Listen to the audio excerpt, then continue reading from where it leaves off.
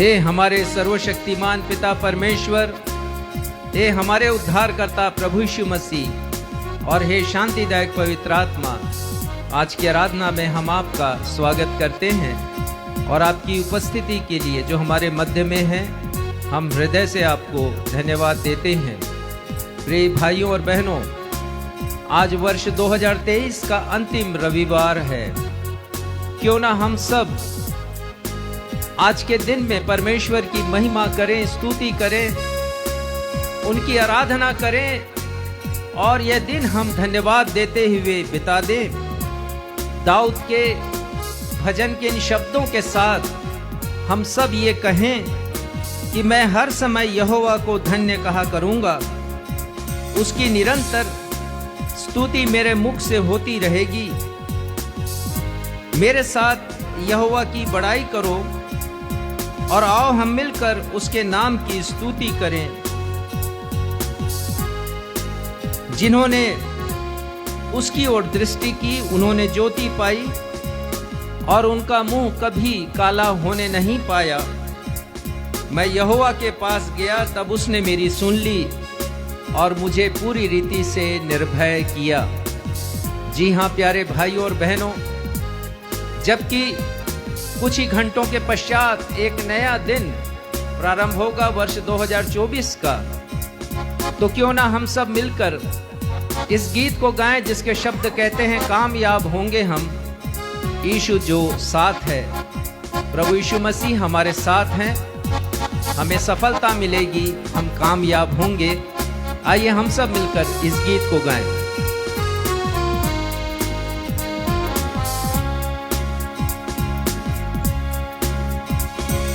कामयाब होंगे हम, यीशु जो साथ है। जीतेंगे हम हर बाजी, सिर पर जो उसका हाथ है। कामयाब होंगे हम, यीशु जो साथ है। जीतेंगे हम हर बाजी, सर पर जो उसका हाथ है। राजा हमारा है यीशु मसीहा, राजा हमारा है यीशु मसीहा।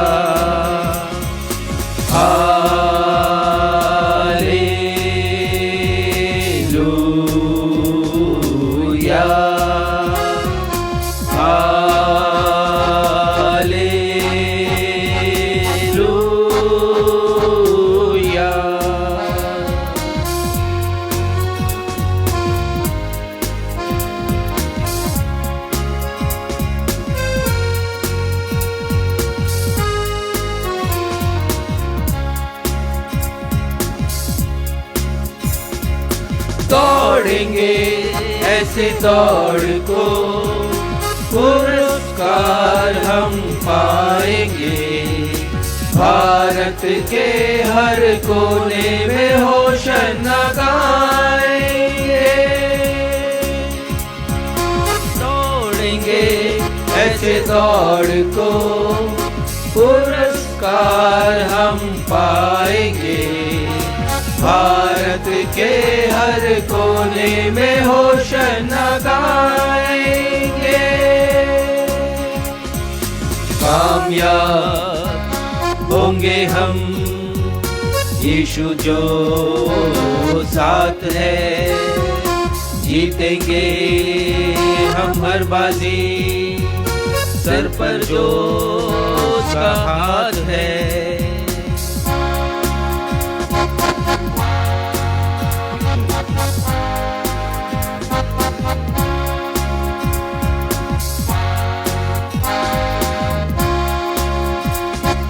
वचन हम यीशु का ले जाएंगे हम दूर। भारत में हो जाएगा यीशु मशहूर। वचन हम यीशु का जाएंगे हम दूर। भारत में हो जाएगा यीशु मशहूर। कामयाब होंगे हम यीशु जो साथ है। जीतेंगे हम हर बाजी, सर पर जो उसका हाथ है। कामयाब होंगे हम यीशु जो साथ है। जीतेंगे हम हर बाजी, सर पर जो उसका हाथ है। राजा हमारा है यीशु मसीहा। राजा हमारा है यीशु मसीहा।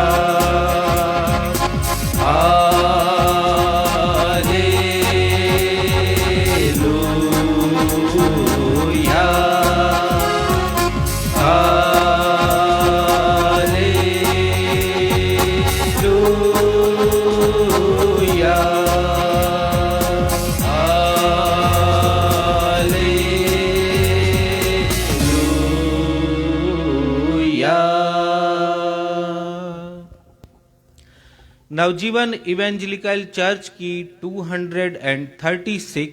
236वीं ऑन एवं ऑफलाइन आराधना में मैं क्षितिज मसीह आप समस्त प्रभु भक्तों का अपने उद्धारकर्ता प्रभु यीशु मसीह के अतुलनीय नाम में स्वागत करता हूं एवं आप सबों को जय यीशु, यीशु सहाय, शालोम, जय मसीह की और प्रेज द लॉर्ड कहता हूं। Praise the Lord. प्रिय भाइयों एवं बहनों, आज हम सब वर्ष 2023 की अंतिम रविवारीय आराधना में शामिल है। आज का दिन वर्ष 2023 का आखिरी दिन है। आज का दिन हमें अवसर प्रदान करता है कि हम अपने आत्मिक जीवन का गंभीरता से अवलोकन करें और पता करें कि हमने क्या खोया और क्या पाया है। आत्म अवलोकन तो हमें यह भी करना है कि इस वर्ष क्रिसमस का पर्व हमने कैसे मनाया है। क्रिसमस पर्व पर आयोजित किए जाने वाले कार्यक्रमों और आराधनाओं में हमने किसे खोजा, यीशु को या सांसारिक खुशियों को। क्रिसमस का पर्व मनाकर हमने किसे खुश किया, परमेश्वर पिता को या स्वयं अपने आप को। आज हमारी कलीसिया के पासबान संदेश के माध्यम से आप सबों को उन लोगों के विषय में बताएंगे जिन्होंने कठिन परिस्थितियों में संसार को नहीं परंतु परमेश्वर को खोजा। और बुद्धिमान राजा लिखते हैं, जो परमेश्वर को यत्न से ढूंढते हैं वे उसे पाते हैं। तो आज से हम बाइबल के परमेश्वर को खोजें, उन्हें जानें और समझें ताकि हम उन्हें प्रसन्न कर सकें। कृपया आज के संदेश को अवश्य ही सुनिएगा। आइए इस समय हम सभी अपने स्थान पर खड़े होकर वह मशहूर गीत गाएं जिसके शब्द कहते हैं, आवाज उठाएंगे हम साज बजाएंगे, है यीशु महान अपना, यह गीत सुनाएंगे। यदि आपके पास मसीही गीत संग्रह की पुस्तक है तो उसमें यह गीत क्रमांक 587 है, 587, और मेनोनाइट की गीत पुस्तिका है तो उसमें यह गीत क्रमांक है 557, 557।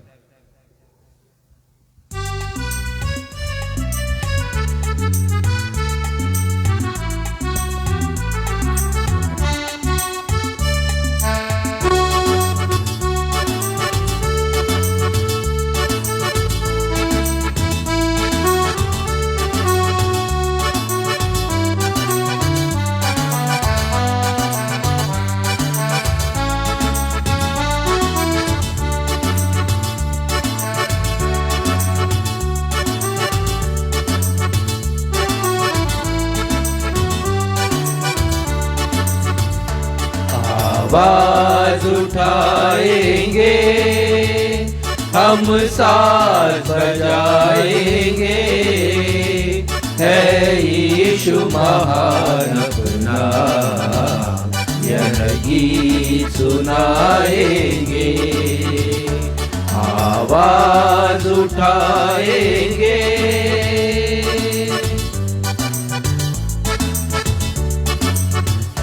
संसार की सुंदरता में यह रूप जो तेरा ही, इन चांद सितारों में है अक्स तो तेरा ही। संसार की सुंदरता में यह रूप जो तेरा ही, इन चांद सितारों में है अक्स तो तेरा ही।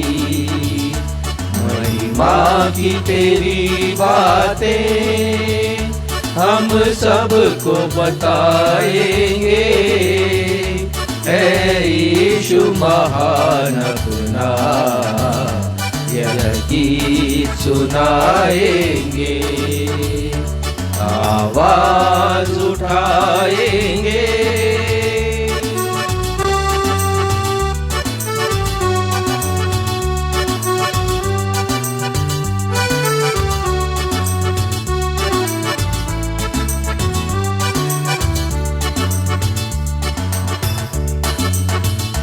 दिल तेरा खजाना है, एक पाक मोहब्बत का, खा पा न सका कोई, सागर है तू उल्फत का।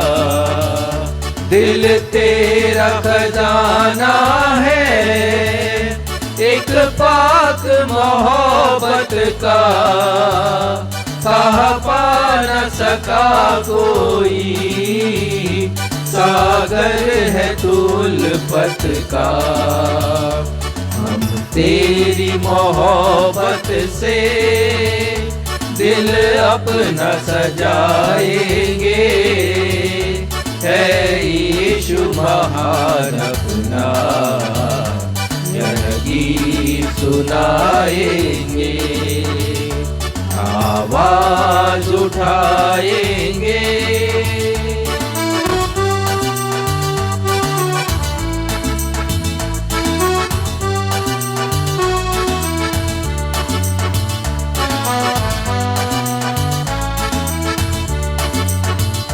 ना देख सका हमको तू पाप के सागर में, और बन के मनुष्य आया आकाश से सागर में।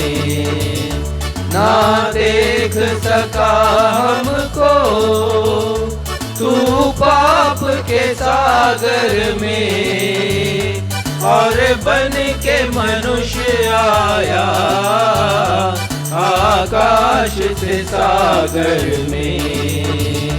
मुक्ति का तू दाता है, दुनिया को बताएंगे, है यीशु महान अपना, यह गीत सुनाएंगे। आवाज उठाएंगे, हम साथ बजाएंगे, है यीशु महान अपना, यह गीत सुनाएंगे। आवाज उठाएंगे,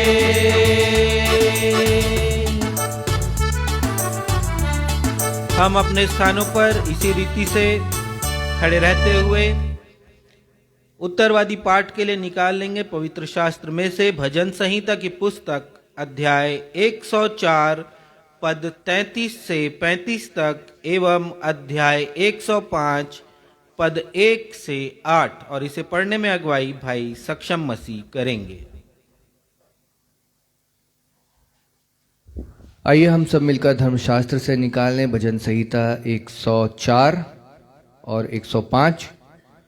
104 104 अध्याय के 33वें पद से 35वें पद तक और 105वें अध्याय के 1 से 8 तक, जैसा कि हमारा दस्तूर रहा है उत्तरवादी की रीति से पढ़ लेंगे और अंत में हम सब मिल करके 7वें और 8वें पद को पढ़ लेंगे। भजन संहिता 104 पद संख्या 33 से आगे। मैं जीवन भर यहोवा का गीत गाता रहूंगा, जब तक मैं बना रहूंगा तब तक अपने परमेश्वर का भजन गाता रहूंगा। मेरा ध्यान करना उसको प्रिय लगे, क्योंकि मैं तो यहोवा के कारण आनंदित रहूंगा। पापी लोग पृथ्वी पर से मिट जाएं और दुष्ट लोग आगे को न रहें। हे मेरे मन, यहोवा को धन्य कह, याह की स्तुति करो। यहोवा का धन्यवाद करो, उससे प्रार्थना करो। देश देश के लोगों में उसके कामों का प्रचार करो। उसके लिए गीत गाओ, उसके लिए भजन गाओ, उसके सब आश्चर्य कर्मों पर ध्यान करो। उसके पवित्र नाम की बड़ाई करो। यहोवा के खोजियों का हृदय आनंदित हो। यहोवा और उसकी सामर्थ को खोजो, उसके दर्शन के लगातार खोजी बने रहो। उसके किए हुए आश्चर्य कर्म स्मरण करो। उसके चमत्कार और निर्णय स्मरण करो। हे उसके दास अब्राहम के वंश, हे याकूब की संतान, तुम तो उसके चुने हुए हो। वही हमारा परमेश्वर यहोवा है। पृथ्वी भर में उसके निर्णय होते हैं। वह अपनी वाचा को सदा स्मरण रखता आया है। यह वही वचन है जो उसने 1000 पीढ़ियों के लिए ठहराया है। यह सत्य और जीवित परमेश्वर का सत्य और जीवित वचन है। परमेश्वर पिता, प्रभु यीशु मसीह और पवित्र आत्मा अपने इस वचन के पढ़े जाने, सुने जाने और समझे जाने पर हम में से हर एक को अपनी बहुतायत की आशीषों से परिपूर्ण करें। हम सब कहें आमीन। आमीन।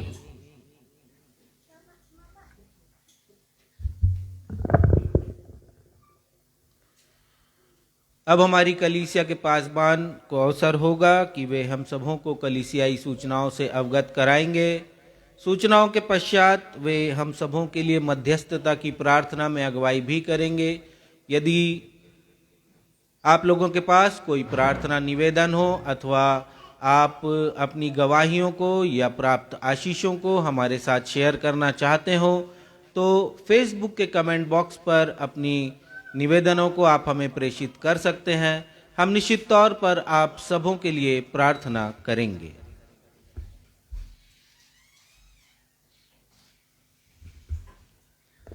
नवजीवन इवेंजलिकल चर्च की 235वीं ऑन एवं ऑफलाइन रविवारी आराधना में मैं पास्टर राजेश मसीह आप सभी प्रभु भक्तों का जो इस समय कलीसिया में उपस्थित हैं या अपने अपने मोबाइल या टेलीविज़न के समक्ष उपस्थित हैं या भविष्य में यूट्यूब, व्हाट्सएप और मैसेंजर में भेजे जाने वाले वीडियो के द्वारा हमारे साथ उपस्थित होंगे, अपने उद्धारकर्ता प्रभु यीशु मसीह के अतुलनीय नाम में स्वागत करता हूं और आप सभी को जय मसीह की कहता हूं। सूचनाएं इस प्रकार से हैं। हम सब जान रहे हैं कि आज वर्ष 2023 का अंतिम दिन है, अंतिम रविवार है और ये बहुत ही आनंद की बात है कि आज प्रातःकाल से हम परमेश्वर पिता की आराधना और स्तुति में लगे हुए हैं और आराधना और स्तुति में ही हम आज के दिन को समाप्त करेंगे।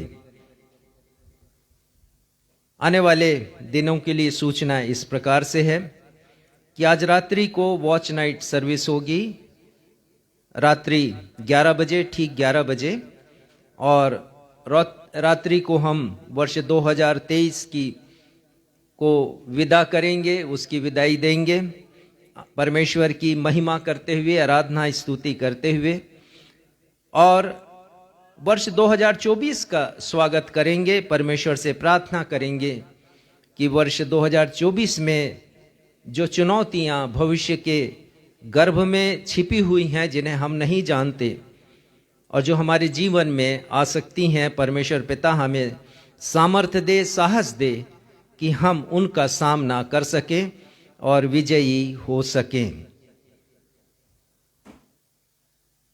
कल 1 जनवरी वर्ष 2024 का प्रथम दिन है, और जैसी हमारी परंपरा रही है मसीहियों की कि इस दिन हम आराधना में अपने समय को, प्रातःकाल के समय को व्यतीत करते हैं, परमेश्वर की महिमा करते हैं कि परमेश्वर ने एक और वर्ष हमारे जीवन में जोड़ दिया।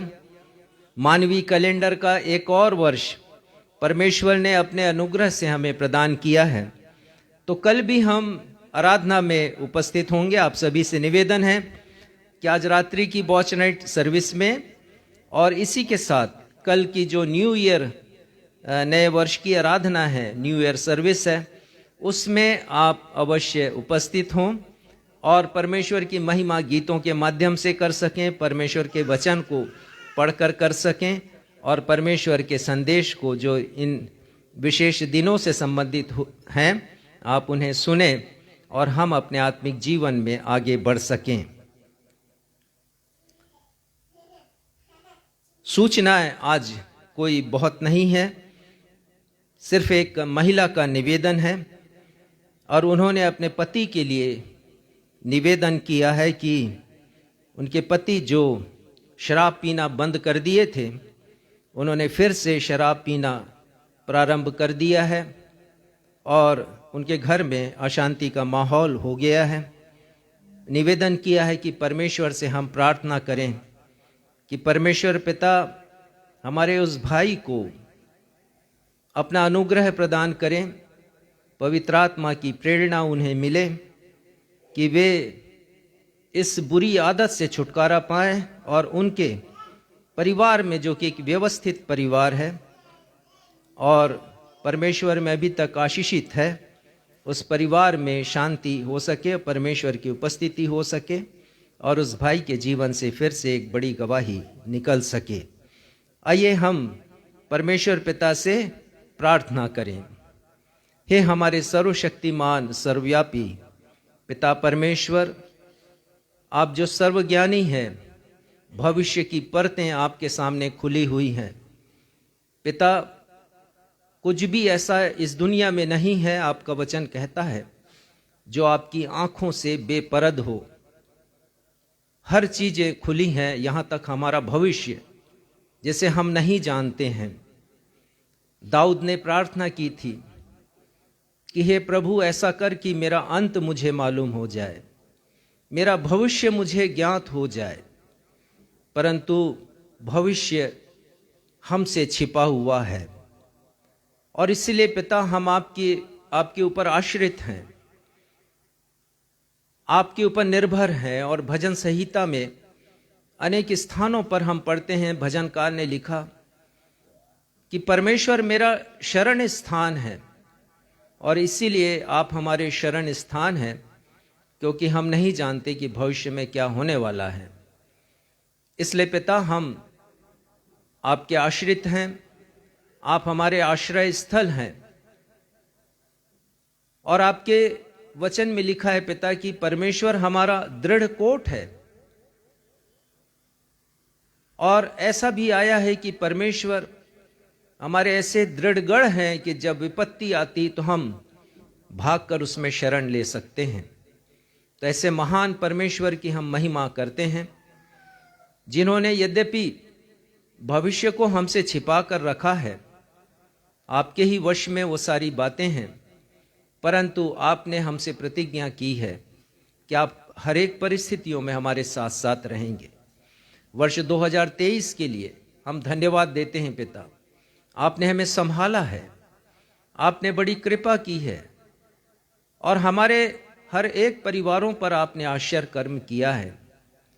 पिता, अभी हमने पढ़ लिया भजन संहिता 105 में कि हमें स्मरण करना है उन आश्चर्य कर्मों का जिन्हें आपने हमारी जिंदगी में किया है। और ये भी लिखा है कि हम परमेश्वर की खोजी हो जाएं ताकि उस आनंद को प्राप्त करें जिन्हें आप हमें देना चाहते हैं। हमारी प्रार्थना है पिता कि हम हमेशा स्मरण करें आपकी हर एक कृपा को, अनुग्रह को, दया को, आपकी मेहरबानियों को, हर एक उपकारों को पिता जो आप हमारी जिंदगी में करते हैं और हमें आगे बढ़ाते हैं। हमारी प्रार्थना है पिता कि हम आपके खोजी बने रहें, विशेषकर सन 2024 में, और आपको और भी जानने की कोशिश करें, क्योंकि आपका वचन कहता, यिर्मयाह कहते हैं, ना वीर अपनी वीरता पर, ना धनवान अपने धन पर घमंड करे, परंतु यदि कोई घमंड करे तो इस बात पर करे कि वो मुझे जानता और समझता है। हमारी प्रार्थना है पिता कि हम इस बात पर घमंड करें ताकि हम आपको प्रसन्न करने वाले हो सकें। प्रार्थना करते हैं पिता कि इस वर्ष में आपने जो भी आशीषें हमें प्रदान की है, उन आशीषों को पिता हम स्मरण करें, और साथ ही यदि सफलता को स्मरण करते हैं तो विफलता को भी स्मरण करें, अपनी कमजोरियों को, निर्बलताओं को भी स्मरण करें। सिर्फ ये नहीं कि जो उन्नति हमने किया है या आशीषें पाई हैं, पर जहां जहां हम गिरे हैं और फिर आपने हमें उठाकर खड़ा किया है, उन पलों को भी याद करना ना भूलें, क्योंकि जब हम उन्हें याद करते हैं तब हम आपको स्मरण करते हैं कि आपकी सुरक्षा हमें कैसे मिली, आपने कैसे हमें बचाया है। और पिता उसी प्रकार हम आने वाले वर्ष के लिए अभी से आपसे सामर्थ्य मांगते हैं, साहस मांगते हैं। आपकी कृपा हम पर जो आराधनालय में है बनी रहे, और साथ ही हमारे हर एक दर्शक जो इस समय हमारे साथ इस आराधना में शामिल हैं या भविष्य में शामिल होंगे, सब पर अपनी कृपा बना करके रखिए। पिता, हम अपनी उस बहन के लिए प्रार्थना करते हैं जिन्होंने आंसुओं के साथ अपने निवेदन को हमें भेजा है और कहा है कि उनके पति फिर से एक नया जीवन प्राप्त करें। पवित्र आत्मा पिता उनके हृदय से बातचीत करे और होने दीजिए कि वो अपने इस शराब पीने की आदत को, जिसे उन्होंने छोड़ दिया था, फिर से त्यागें पिता, और आपके पास आ सकें।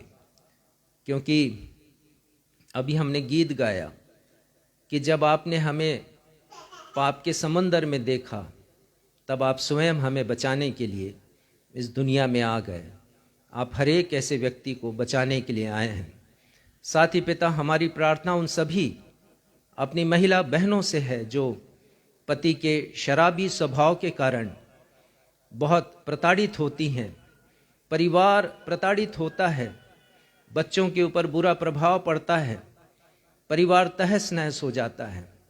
बहुत से लोग अनुरोध करते हैं समय समय पर, और आज पवित्र आत्मा की अगुवाई में मैं इस विषय को रख रहा हूं आपके सामने। कैसे लोगों का जीवन परिवर्तित हो सुसमाचार के द्वारा, प्रभु यीशु मसीह के वचन के द्वारा, वो नया जीवन प्राप्त करें, प्रभु यीशु के पास आ सके। आगे की आराधना को आपके सामर्थी हाथों में सौंपते हुए अपनी इस प्रार्थना को आपके बेटे हमारे उद्धारकर्ता प्रभु यीशु के नाम से मांगते हैं, जिन्होंने ये प्रार्थना करना हमें सिखाया। हे हमारे पिता, आप जो स्वर्ग में हैं, आपका नाम पवित्र माना जाए, आपका राज्य आए, आपकी इच्छा जैसे स्वर्ग में पूरी होती है वैसे इस पृथ्वी पर भी पूरी हो। हमारे दिन भर की रोटी आज हमें दीजिए, और जैसे हमने अपने अपराधियों को क्षमा किया वैसे हमारे अपराधों को क्षमा कीजिए। हमें परीक्षा में नहीं डालिए बल्कि बुराई से बचाइए, क्योंकि राज्य, पराक्रम और महिमा सदा आपके हैं। आमीन।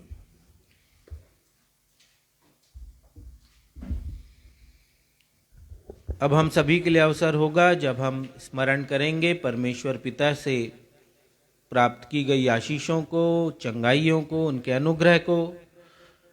हम अपनी भेंटों एवं धन्यवादी भेंटों को परमेश्वर पिता के समक्ष प्रस्तुत करेंगे। यदि हमारे ऑनलाइन दर्शक भी अपनी भेंटों को हमारी कलीसिया के द्वारा किए जा रहे सुसमाचार प्रचार के कामों अथवा सेवा के कामों के लिए देना चाहते हैं, तो वे हमारी कलीसिया के पासबान रेवरेंड राजेश मसीह से संपर्क कर सकते हैं। आइए इस समय हम अपनी भेंटों को जब अर्पित करेंगे, हम सभी मिलकर यह गीत गाएंगे। आओ हम यहोवा का धन्यवाद करें, अपने सारे हृदय से वंदना करें।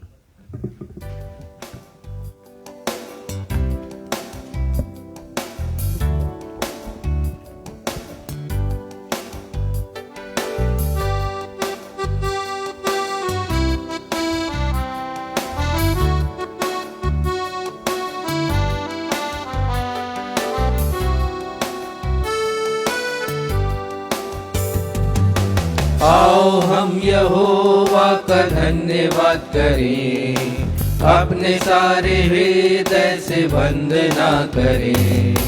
आओ हम यहोवा का धन्यवाद करें, अपने सारे हृदय से वंदना करें।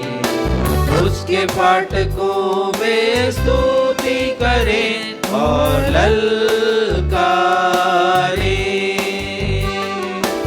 उसके फाटकों में स्तुति करें और ललकारें।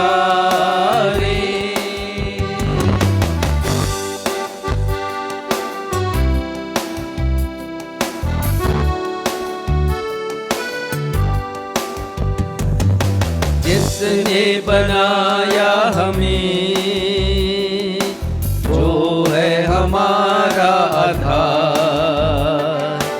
जिसने दी हमको सांस, वो है हमारा उद्धार। जिसने बनाया हमें, वो है हमारा आधार।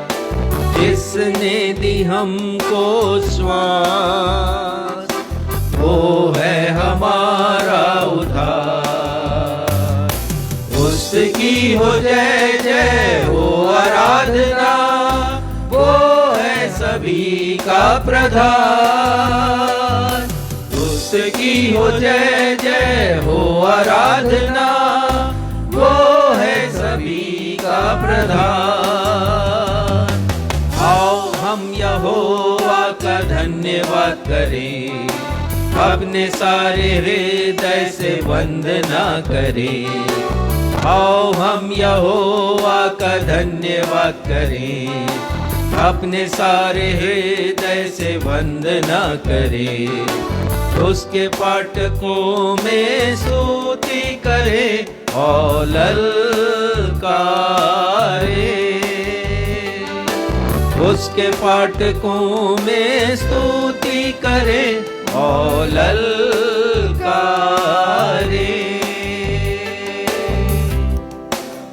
भेंटों के लिए धन्यवाद की प्रार्थना में अगुवाई भाई प्रणय रॉय करेंगे।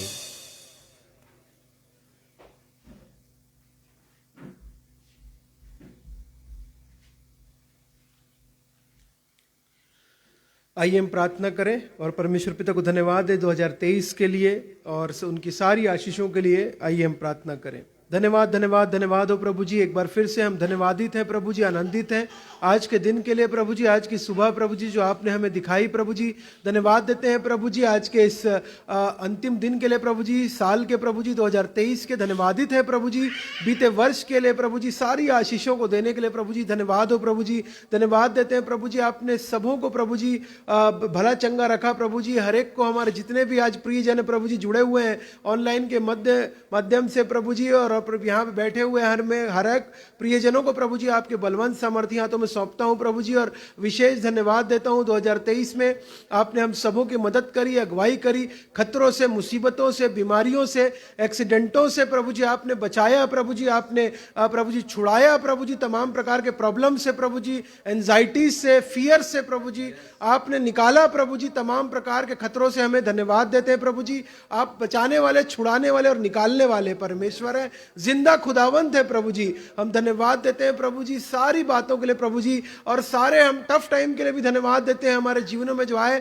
प्रभु जी, लेकिन आपने सबसे हमें छुटकारा दिया, हमें निकाला प्रभु जी, आपको धन्यवाद हो। धन्यवाद देते हैं प्रभु जी आपकी दया और करुणा के लिए प्रभु जी, क्योंकि प्रतिदिन प्रभु जी अगर हम सांस ले पा रहे हैं प्रभु जी तो आपकी दया है और आपकी करुणा है प्रभु जी। होने दे प्रभु जी इस सालों में जो आपने आशीषें दी हैं प्रभु जी, उनको हम प्रभु जी गिन भी नहीं सकते, लेकिन प्रभु जी जो दिए हैं प्रभु जी, होने दे हम उसको स्मरण कर सकें। और प्रभु जी उसके लिए आपको धन्यवाद, हमारे हृदय भरे रहे धन्यवाद के साथ उसके लिए। और प्रार्थना करते हैं प्रभु जी जो आने वाला साल है 2024 प्रभु जी, होने दे उसकी हम तैयारी प्रिपरेशन प्रभु जी कर सके, मेंटली और प्रभु जी फिजिकली, इमोशनली और स्पिरिचुअली प्रभु जी हम रेडी हो सके 24 के लिए प्रभु जी। और होने दे प्रभु जी जो हम नहीं कर पाए 2023 में प्रभु जी, होने दे आप 2024 में उन सारी बातों को हमारे लिए पूरी करें, हमको प्रभु जी वापस सामर्थ्य दें, शक्ति दें, ताकि प्रभु जी हम पूरे एनर्जी के साथ 2024 को तेरे राज्य के लिए, तेरी ग्लोरी के लिए और तेरे किंगडम के लिए प्रभु जी, ये प्रभु जी इस्तेमाल होने वाला ईयर हो सके, ईयर अहेड लॉर्ड। प्रार्थना करते हैं प्रभु जी उसी प्रकार से हमारे इस कलीसिया के लिए प्रभु जी, नवजीवन के लिए धन्यवाद देते हैं प्रभु जी। आपने जो मिनिस्ट्री दी है प्रभु जी, अलग अलग जगहों पे, अलग अलग प्रभु जी एरियाज में छत्तीसगढ़ के जो प्रभु जी कार्य चल रहा है प्रभु जी, उन सबको हम याद करते हैं। और सबों हमारे जितने भी प्रियजन प्रचारक हमारे पास्टर्स वहां पे हैं, उन सबों के लिए प्रार्थना अगुवाई चाहते हैं। और प्रभु जी हर एक के जीवन 2024 प्रभु जी मंगलमय होने के लिए उनकी प्रार्थना अगुवाई चाहते हैं। उनकी कलीसिया जितनी भी नवजीवन की है सबों को के लिए हम प्रार्थना अगुवाई चाहते हैं प्रभु जी। विशेष रूप से प्रभु जी हमारे कलीसिया के प्रभु जी हमारे इंचार्ज रेवरेंड राजेश मसीह, उनको हम आपके हाथों में सौंपते हैं। होने दे प्रभु जी उनके परिवार को आप ब्लेस करें, और होने दे प्रभु जी और नवजीवन 2024 में प्रभु जी बहुत तेरे प्रभु जी आपके राज्य के लिए बहुत सारे कार्य करने के लिए पा सकें प्रभु जी। जितने भी ये प्लान्स हैं आपके नाम के द्वारा, वो सारे प्लान्स जो बनते हैं प्रभु जी 24 के लिए, वो सारे प्लान्स पर आपके आशीष हो, सारे फाइनेंसेस यीशु मसीह के नाम के द्वारा ब्लेस हो प्रभु जी। होने दे प्रभु जी किसी भी प्रकार की भी कमी और घटी होने को ना पाए प्रभु जी, परंतु प्रभु जी पूरी रीति से प्रभु जी बहुतायत के साथ आशीषें प्रभु जी आप दे प्रभु जी, ताकि प्रभु जी हम शेयर कर सकें प्रभु जी आपकी ब्लेसिंग्स जो आपने हमको दी, आपके बड़ा प्रेम को प्रभु जी हम शेयर कर सकें प्रभु जी बहुत सारे प्रियजनों के साथ, लोगों के साथ प्रभु जी।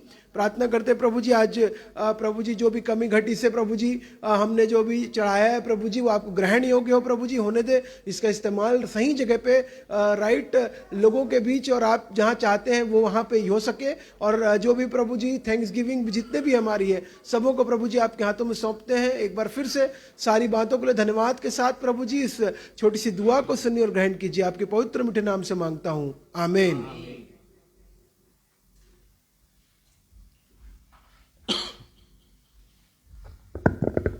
पवित्र शास्त्र बाइबल से पाठों के पठन का अवसर होगा।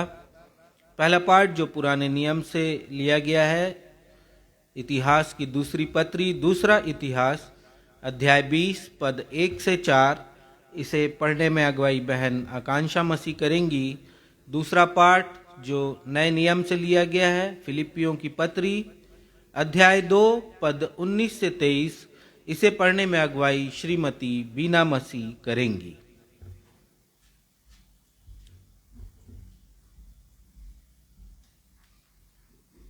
आप सबों को जय मसीह की।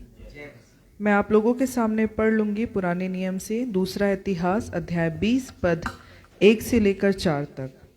इसके बाद मोआबियों और अम्मोनियों ने और उनके साथ कई मूनियों ने युद्ध करने के लिए यहोशापात पर चढ़ाई की।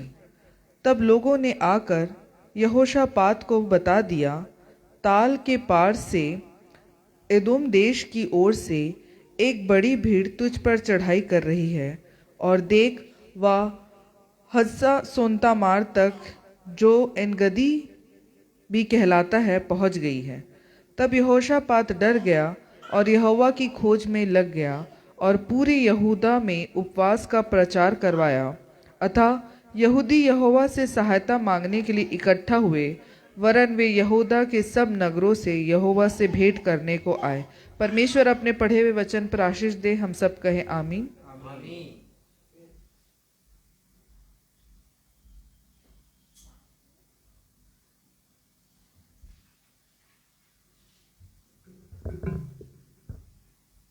प्रभु यीशु मसीह के मधुर नाम में आप सबों को जय मसीह की। मैं आपके समक्ष नए नियम से पढ़ लूंगी फिलिपियो उसका 2 अध्याय पद 19 से 23 तक। परमेश्वर के वचन में इस प्रकार लिखा है, प्रभु मुझे यीशु में आशा है कि मैं तीमुथियुस को तुम्हारे पास तुरंत भेजूंगा ताकि तुम्हारी दशा सुनकर मुझे शांति मिले, क्योंकि मेरे पास ऐसे स्वभाव का कोई नहीं जो शुद्ध मन से तुम्हारी चिंता करे, क्योंकि सब अपने स्वार्थ की खोज में रहते हैं, न कि यीशु मसीह की। पर उसको तो तुमने परखा और जान भी लिया है कि जैसा पुत्र पिता के साथ करता है वैसा ही उसने सुसमाचार के फैलाने में मेरे साथ परिश्रम किया। इसलिए मुझे आशा है कि ज्यों ही मुझे जान पड़ेगा कि मेरी क्या दशा होगी, त्यों ही मैं उसे तुरंत भेज दूंगा। और मुझे प्रभु में भरोसा है कि मैं आप भी शीघ्र आऊँगा। परमेश्वर अपने जीवित सत्य वचन पर हम सबों को आशीष प्रदान करें। हम सब कहें आमीन।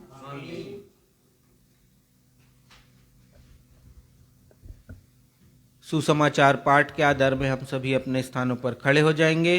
आज का सुसमाचार का पाठ जो लिया गया है मत्ती रचित सुसमाचार उसका अध्याय 2 पद 7 से 14 तक। मत्ती 2 पद 7 से 14 और इसे पढ़ने में अगुवाई कलीसिया के पासवान रेवरेंड राजेश मसीह करेंगे।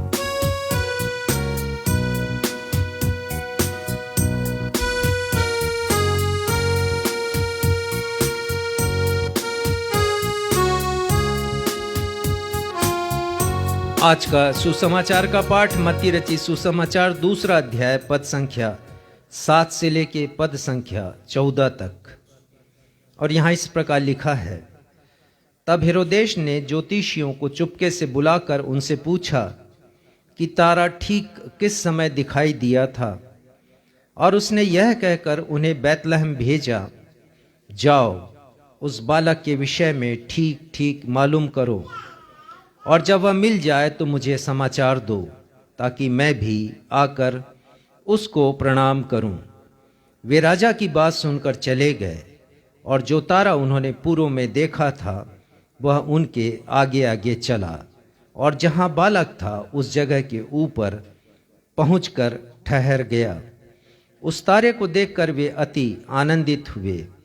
उन्होंने उस घर में पहुंचकर उस बालक को उसकी माता मरियम के साथ देखा और मुंह के बल गिरकर बालक को प्रणाम किया, और अपना अपना थैला खोलकर उसको सोना और लोभान और गंधरस की भेंट चढ़ाई। तब स्वप्न में यह चेतावनी पाकर कि हेरोदेस के पास फिर न जाना, वे दूसरे मार्ग से अपने देश को चले गए। उनके चले जाने के बाद प्रभु के एक दूत ने स्वप्न में यूसुफ को दिखाई देकर कहा, उठ उस बालक को और उसकी माता को लेकर मिस्र देश को भाग जा, और जब तक मैं तुझसे ना कहूं तब तक वहीं रहना, क्योंकि हेरोदेस इस बालक को ढूंढने पर है कि उसे मरवा डाले। तब यूसुफ रात ही को उठकर बालक और उसकी माता को लेकर मिस्र को चल दिया। ये प्रभु यीशु ख्रिस्ट का सुसमाचार है। हे प्रभु यीशु ख्रिस्ट, आपके नाम की महिमा हो। कलीसिया कहे आमीन आमीन।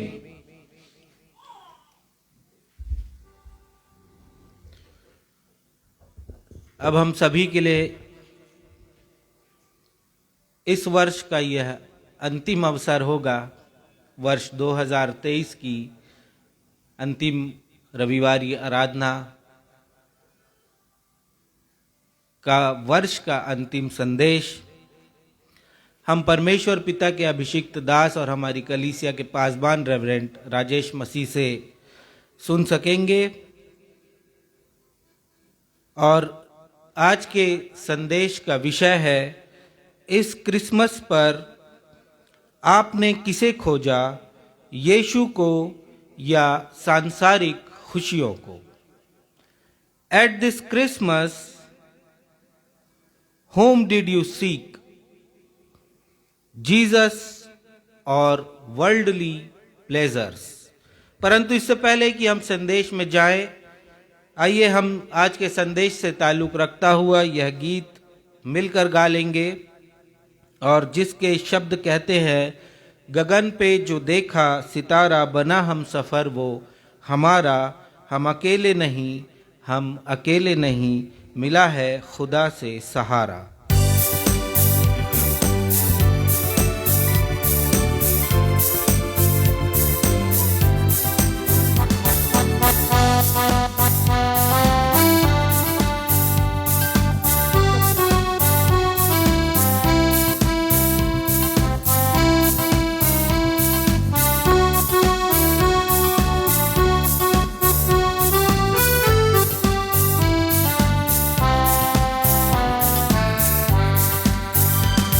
गगन पे जो देखा सितारा बना हम सफर वो हमारा, हम अकेले नहीं,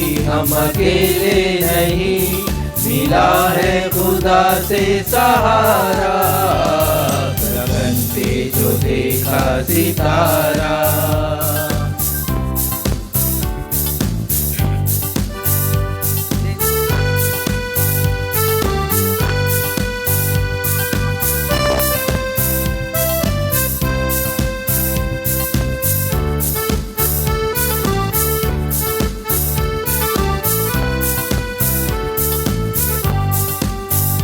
देखो धरणी भी रोशन हुई है, कैसी प्रभु की कृपा हुई है। देखो धरणी भी रोशन हुई है, कैसी प्रभु की कृपा हुई है।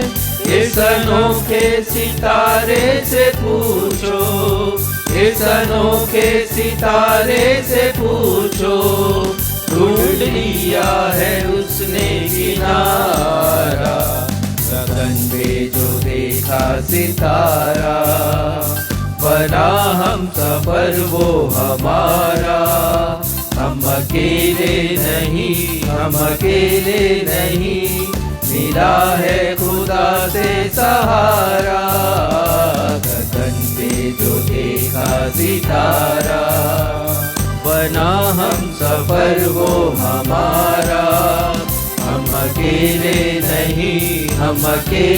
नहीं, मिला है खुदा से सहारा। गगन पे जो देखा सितारा।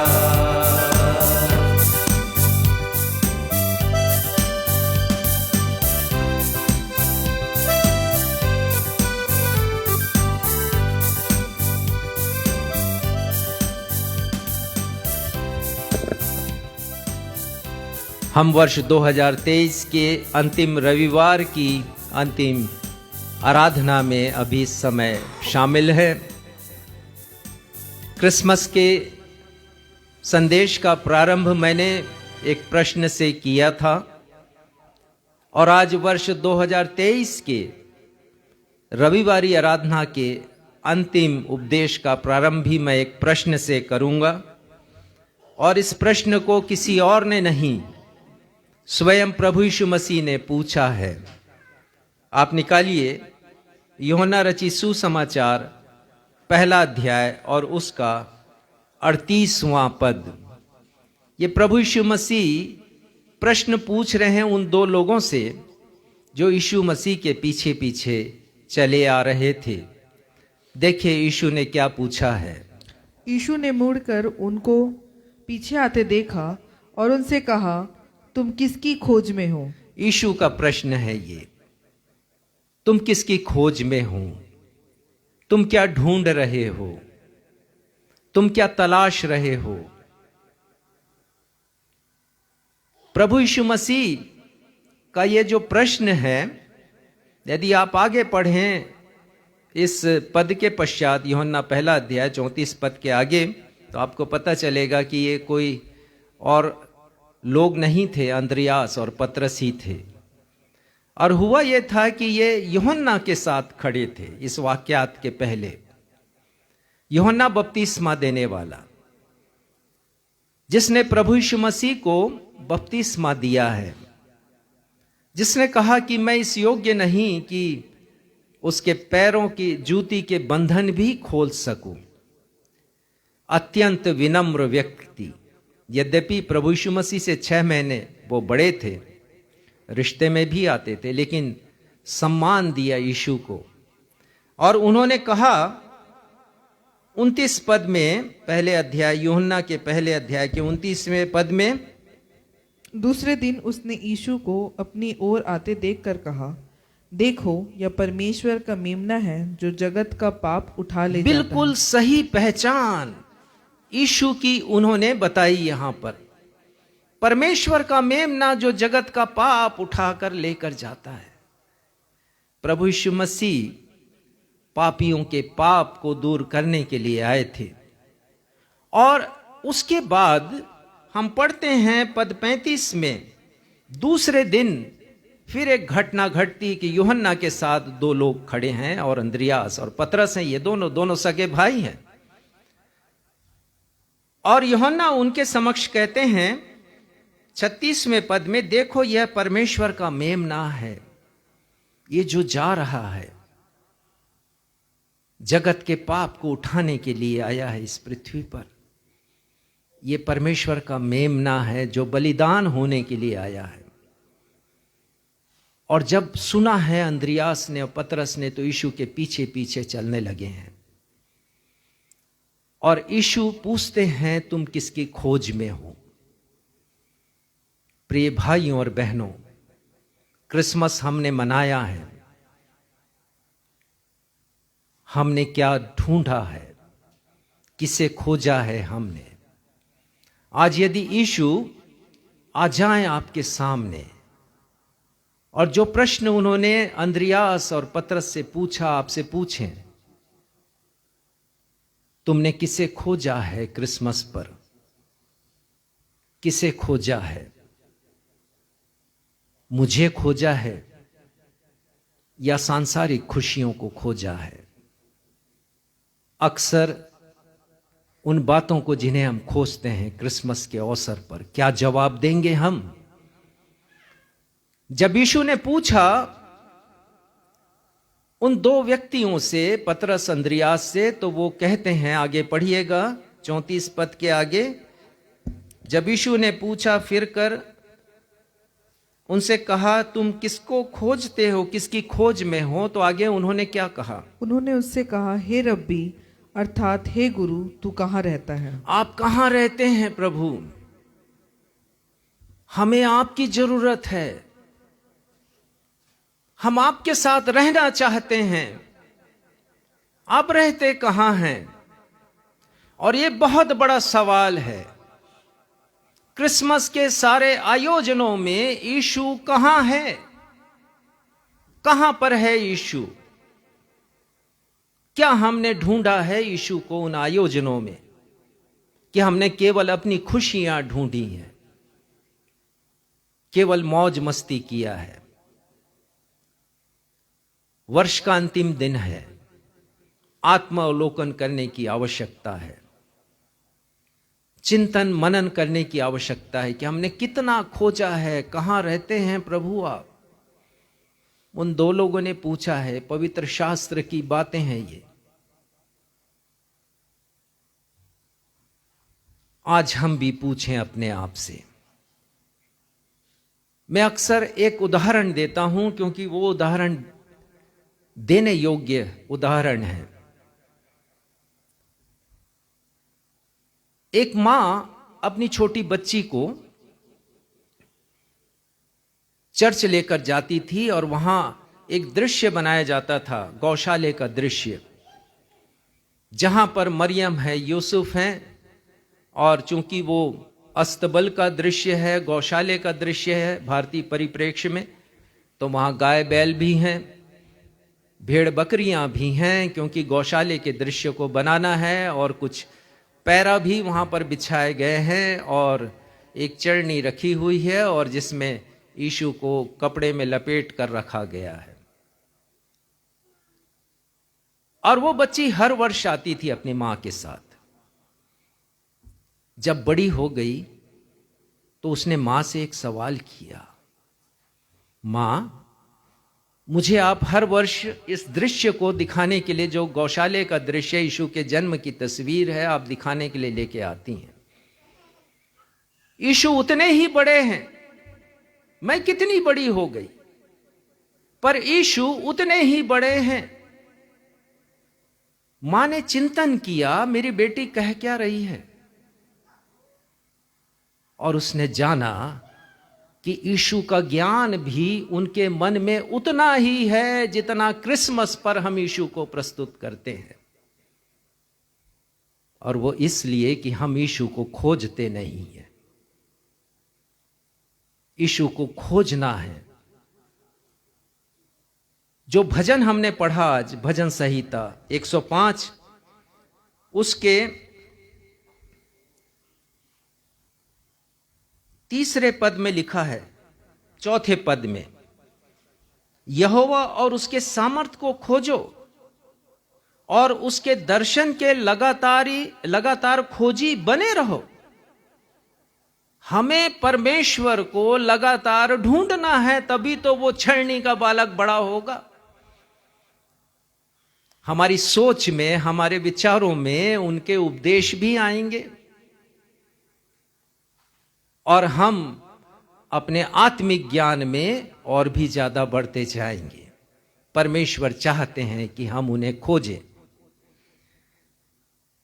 एक नाटक का मंचन किया, यह भी मैं उदाहरण अनेक बार देता हूं। युवक और युवतियों के द्वारा बड़े दिन के अवसर पर एक नाटक का मंचन हमने कराया था। यूथ फेलोशिप के बच्चे थे और उन्होंने जब मंचन किया तो एक पात्र है और वो कहता है कि चलो क्रिसमस सेलिब्रेट करें। तो वहां अनेक पात्र हैं और अपने अपने ढंग से वो कह रहे हैं कि वो कैसे बड़ा दिन मनाएंगे। तो एक कहता है कि मैं तो बड़े दिन के ड्रामा की प्रैक्टिस में जा रहा हूं और मैं ड्रामे में भाग लूंगा। तो दूसरी एक युवती है, वो कहती मैं तो सिंग सॉन्ग कंपटीशन में भाग ले रही हूं। और ऐसे ही कुछ और बच्चे हैं जो कहते हैं कि हम तो कोरियोग्राफी प्रतियोगिता में भाग ले रहे हैं। और कुछ यूथ कहते हैं कि रैली होने वाली है और हमें तो रैली बहुत पसंद है क्योंकि संगीत बजता है, लाइटिंग होती है और हम डांस करते हुए शहर की सड़कों पर घूमते हैं और हम ऐसे क्रिसमस मनाएंगे। और एक कहता कि हम तो पिकनिक भी जाएंगे। फिर कोई कहता है कि हम तो घर को भी सजाएंगे और चर्च को भी सजाएंगे। फिर कोई कहती कि मैं तो पकवान बनाऊंगी और केक मैं बहुत अच्छा बनाती हूं। कहने का मतलब यह है कि हर कोई ये बतला रहा है कि वो क्रिसमस कैसे सेलिब्रेट करेंगे। तभी उस दृश्य में एक पात्र आता है यीशु के भाव भंगिमा को लेकर। यीशु के रूप में एक पात्र आता है यीशु को जस्ट वो प्रकट करने के लिए। और यीशु पूछते हैं सबसे कि तुम ये सब क्यों कर रहे हो। तो लोग कहते हैं कि हम यीशु का जन्मदिन मना रहे हैं। तो जो व्यक्ति यीशु के भूमिका में आया है वो पूछता है यीशु है कहां। तो सब पूछने लगते हैं एक दूसरे से, यीशु है कहां, यीशु है कहां। और सब यीशु को खोजने लगते हैं। यीशु कहते हैं तुम मेरे साथ आओ। और वहां पर एक स्थान है जहां बहुत बैनर रखे हुए हैं और वो बैनर्स हैं गीत संगीत प्रतियोगिता के, नृत्य प्रतियोगिता के, वो बैनर हैं पिकनिक के, वो बैनर हैं रैली के। जितनी भांति भांति के आयोजन हैं सबके बैनर हैं और सबके नीचे जैसे ही बैनर को हटाते हैं तो वहां पर वो बालक यीशु, वो चढ़नी का बालक, वो नजर आता है। ये सच है कि हमने अपने कार्यक्रमों और आयोजनों से यीशु को नीचे दबा दिया है, यीशु को छिपा दिया है और यीशु नजर आते नहीं हैं। हमें ये आयोजन नजर आते हैं जिसे हम यीशु के नाम से करते हैं। हम यीशु के जन्म पर आंतरिक आनंद नहीं परंतु बाह्य खुशियां ही मना रहे हैं। यह सच है।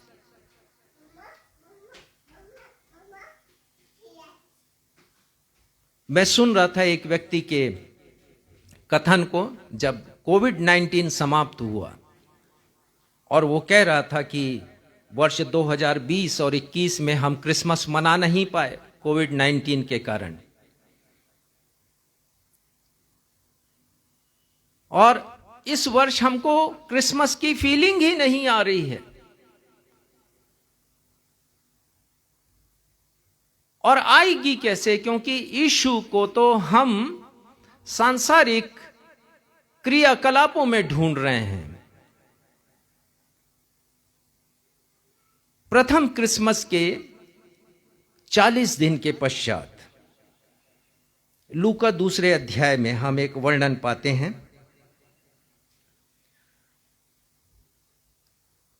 प्रभु यीशु मसीह के माता पिता,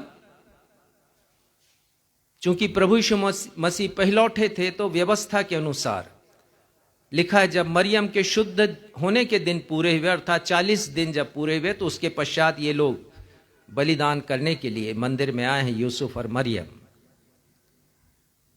और लिखा है यहां पर, एक पद पढ़िएगा, 27वां पद, लूका 2:27।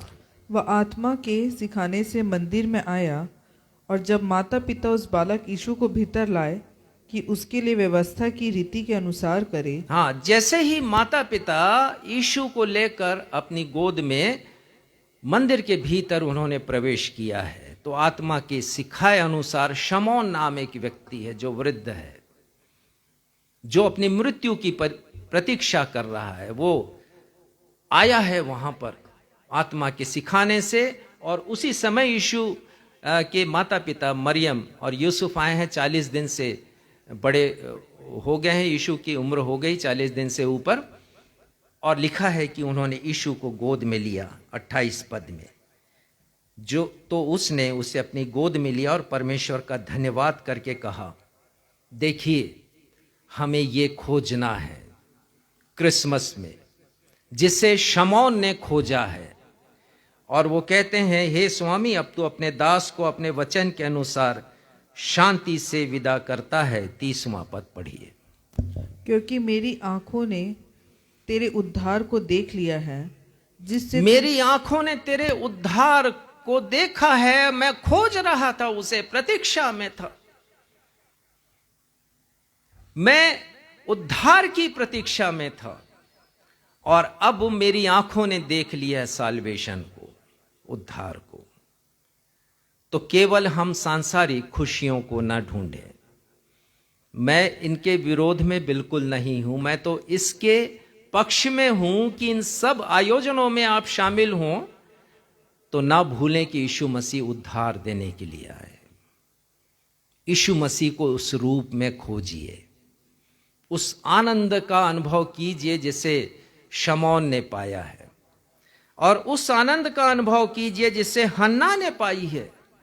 ठीक उसके बाद हम पढ़ते हैं एक महिला के बारे में, लूका के 2 अध्याय में ही 36 से 38 पद के मध्य में, कि वो महिला थी, वृद्ध हो गई थी, जिसके बारे में लिखा है कि 84 वर्ष से विधवा थी, और विषम परिस्थितियों में भी विधवा थी। वो गरीब भी रही होगी, लेकिन 4 बातें उसके लिए लिखी गई कि मंदिर नहीं छोड़ती थी, वो चर्च नहीं छोड़ती थी, परमेश्वर की संगति में रहती थी, उपवास रखती थी, प्रार्थना करती थी, रात दिन उपासना परमेश्वर की किया करती थी।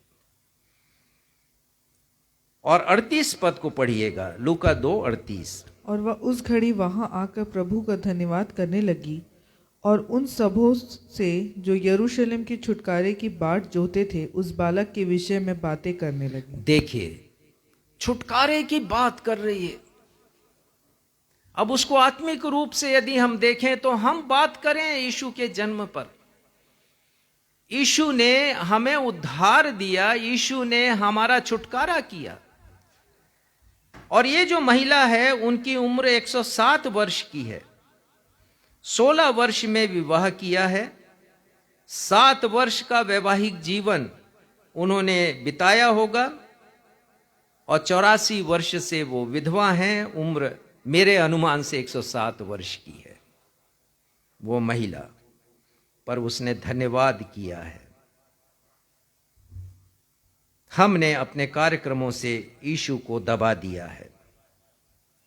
पिछले कुछ वर्षों से क्रिसमस पर एक और चरित्र उभर आया है और वह चरित्र है सांता क्लॉज। अभी के वर्षों में और भी लोकप्रिय हो गया है वो संसार में। जब हम छोटे थे तो हमें पता ही नहीं था, मसीह परिवार में जन्म लिए सांता क्लॉज होते तो होते कौन हैं, मालूम ही नहीं था हमें। पर पिछले 20-30 वर्षों से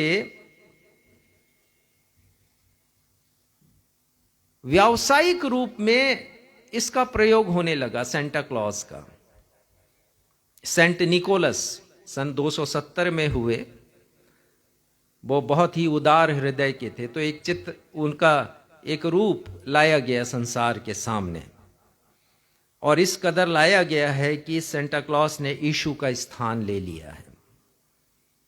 सांता क्लॉज आजकल सब जगह छाया हुआ है, हमारे आयोजनों में छाया हुआ है, हमारे घरों में है, अखबारों में है, टेलीविजन में है, मोबाइल में है। मसीहियत की पहचान अब अन्य जातियों के बीच में सांता क्लॉज के रूप में होने लगी है।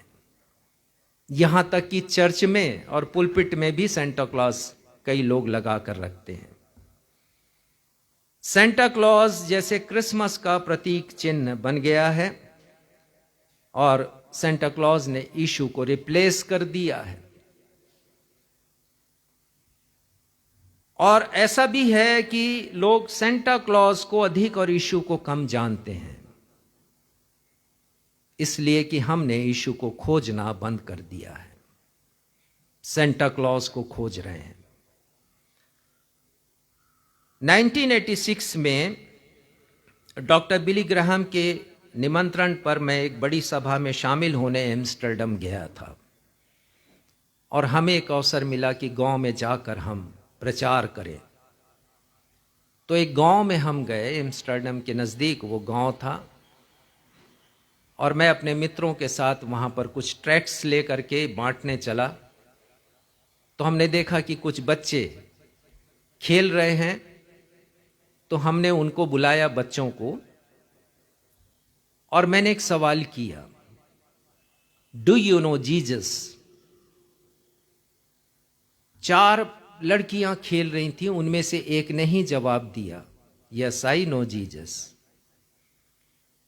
फिर मैंने प्रश्न किया, do you know Santa Claus? 4 में से 4 ने कहा, yes we know Santa clause.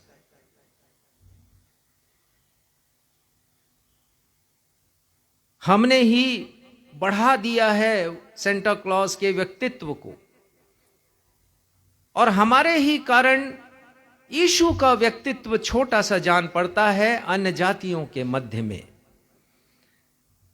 एक क्रिश्चियन स्कूल के क्रिसमस कार्यक्रम का वीडियो मैंने देखा, और मैंने देखा कि जन्मदिन तो वो यीशु का मना रहे थे उस स्कूल में, पर दिखा रहे थे सांता क्लॉज को, और सांता क्लॉज चॉकलेट और टॉफी बांट रहा था स्टूडेंट्स को। और जो गीत बज रहा था उस समय वो ये गीत था, सांता क्लॉज देखो आया है, झोली में अपनी ढेर सारी खुशियां लाया है। कितनी खूबसूरती से शैतान ने यीशु को रिप्लेस कर दिया। यीशु जो उद्धार लेकर के आए, अब लोकप्रिय बना दिया सांता क्लॉज को, जो टॉफी और चॉकलेट बांट रहा है।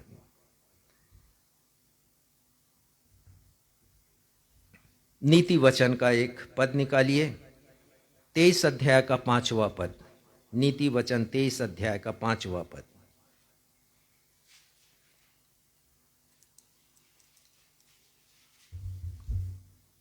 क्या तू अपनी दृष्टि उस वस्तु पर लगाएगा जो है ही नहीं? हाँ, और मनुष्य हमेशा उस वस्तु पर दृष्टि लगाएगा जो है ही नहीं परमेश्वर की नजर में, जिनका अस्तित्व नहीं है, जो महत्वहीन है परमेश्वर की दृष्टि में।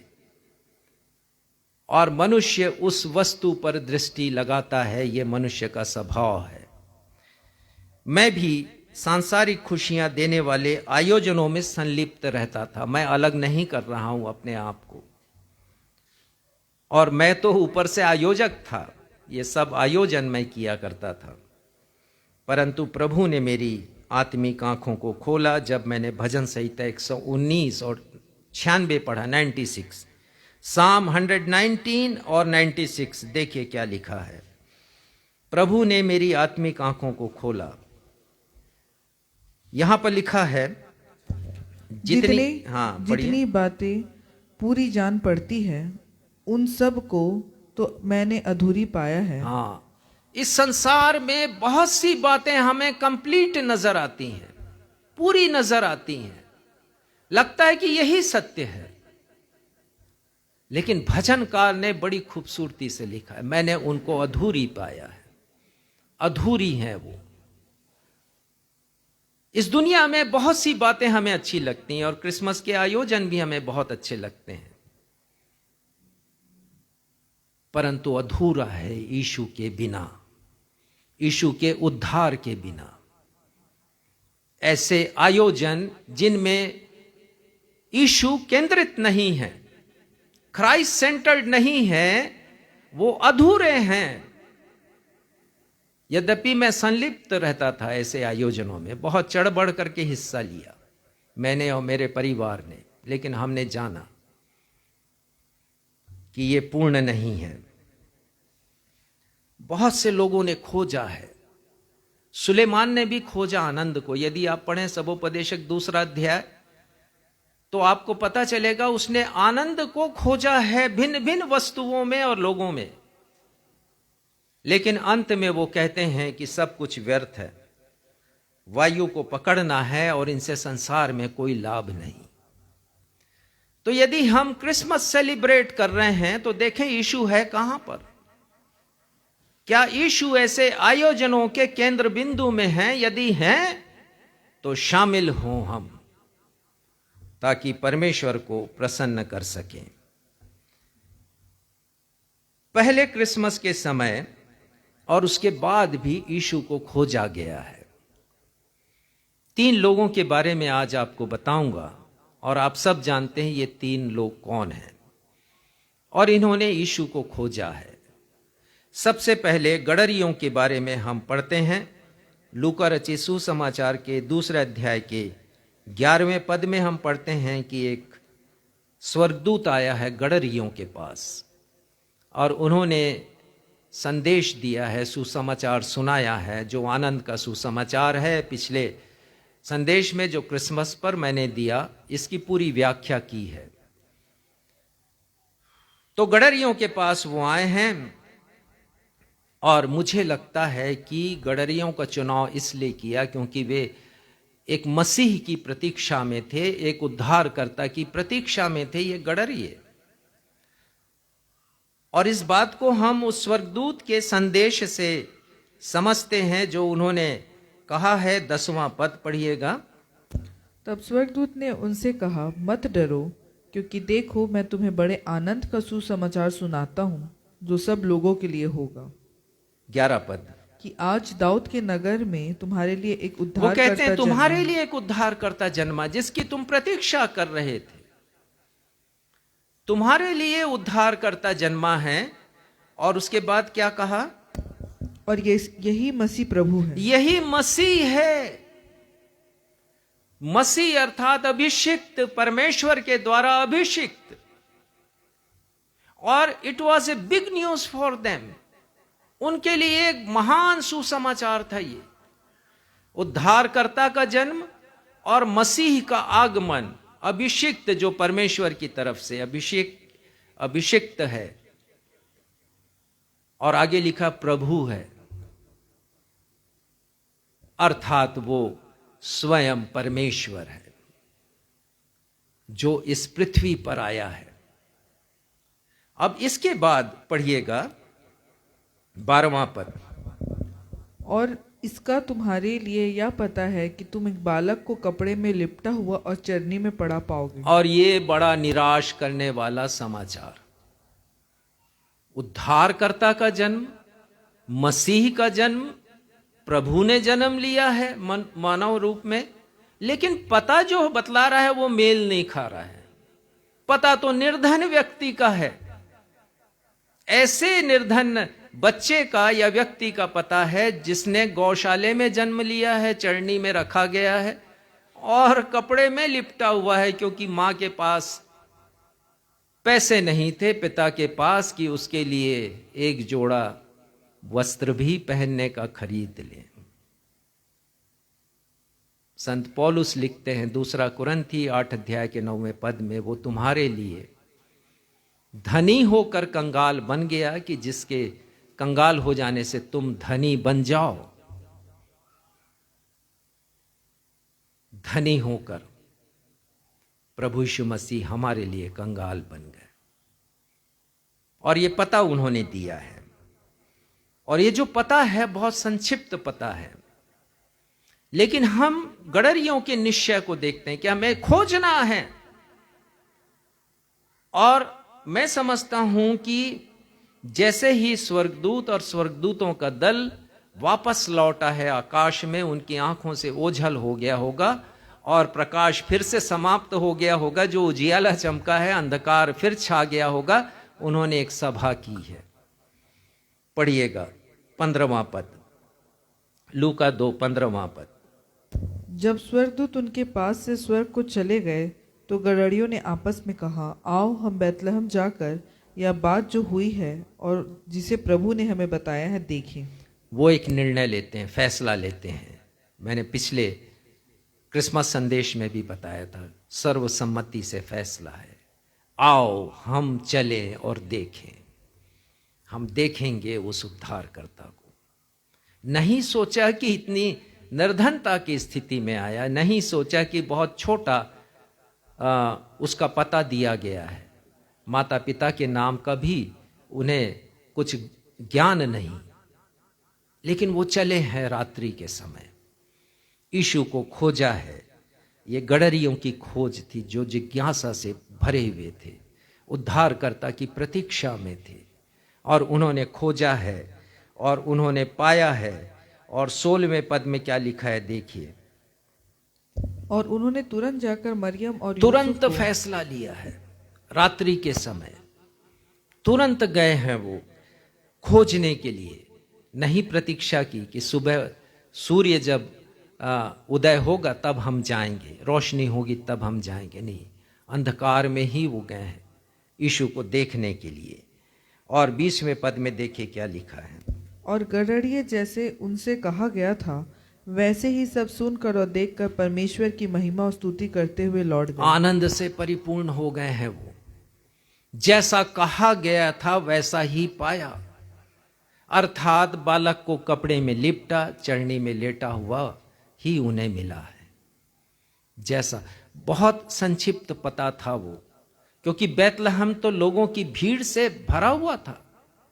दाऊद के वंश के जितने लोग थे सारे के सारे लोग बैतलहम में आए हुए थे, जो छोटा सा नगर है, छोटा सा गांव कह सकते हैं हम, जिसके विषय कहा गया मीका 5:2 में, हे बैतलहम एफ्राता तू किसी भी तरह से छोटा नहीं है, तुझसे एक अधिपति निकलेगा, यहूदा के सारे देशों में तू छोटा नहीं है।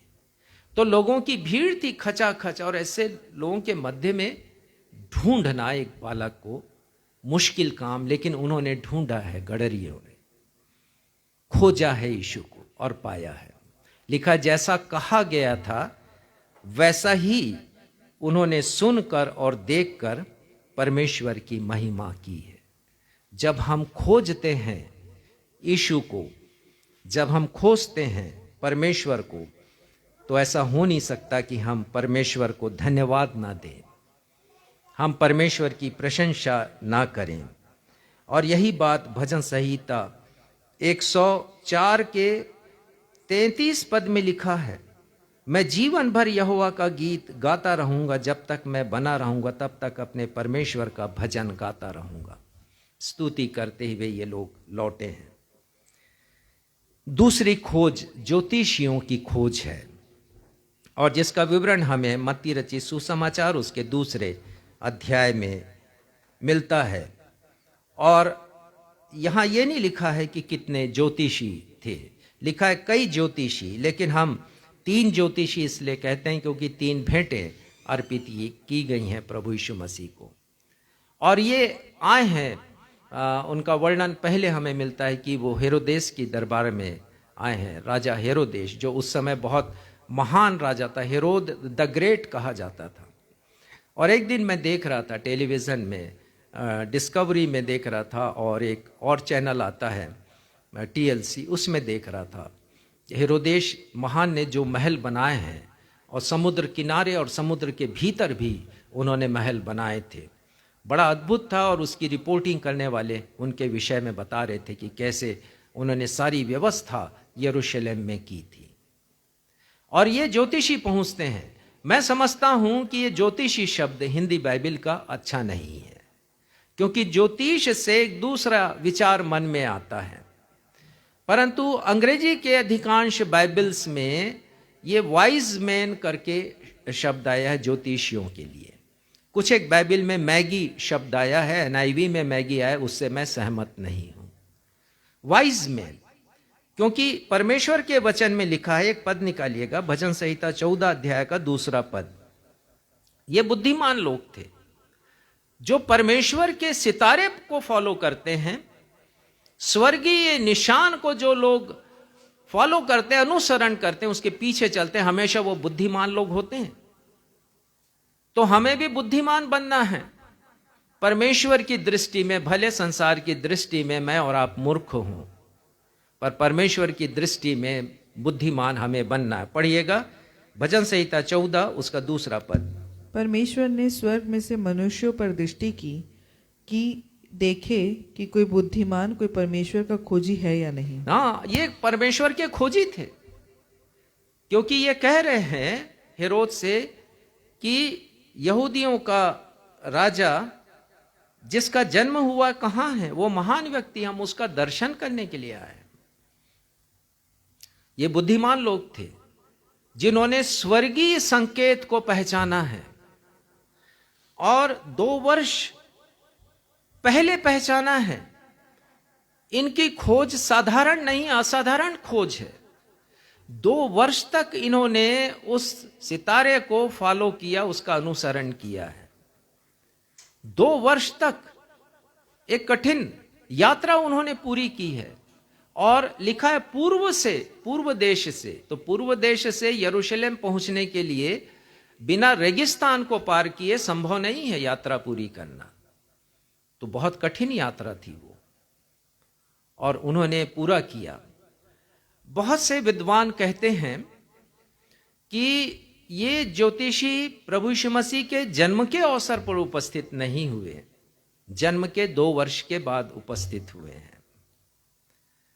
उनके कहने का ये मतलब है कि जो दृश्य हम अक्सर प्रस्तुत करते हैं यीशु के जन्म के ऊपर, नाटकों में भी, चित्रों में भी, कि गडरिये हैं वहां पर और ज्योतिषी भी हैं। और नाटक में तो हम इस प्रकार से मंचन करते हैं कि गडरिये आए हैं पहले, और उसके पश्चात 3 ज्योतिषी आए और उन्होंने अपनी भेंटें अर्पित की हैं उस बालक यीशु को। अभी हमने गीत भी गाया ज्योतिषियों के ऊपर। परंतु कुछ विद्वान कहते हैं कि यीशु के जन्म के 2 वर्ष के पश्चात ये पहुंचे हैं वहां पर, और इसका आधार वो बनाते हैं। पद देखिएगा 16 को, मत्ती 2:16। जब हेरोदेस ने यह देखा कि ज्योतिषियों ने उसके साथ धोखा किया है, तब वह क्रोध से भर गया और लोगों को भेजकर ज्योतिषियों द्वारा ठीक ठीक बताए गए समय के अनुसार बैतलहम और उसके आसपास के स्थानों के सब लड़कों को जो 2 वर्ष के या उससे छोटे थे मरवा डाला। हाँ, ये कत्ले आम किया है हेरोदेस ने 2 वर्ष से छोटे बच्चों को।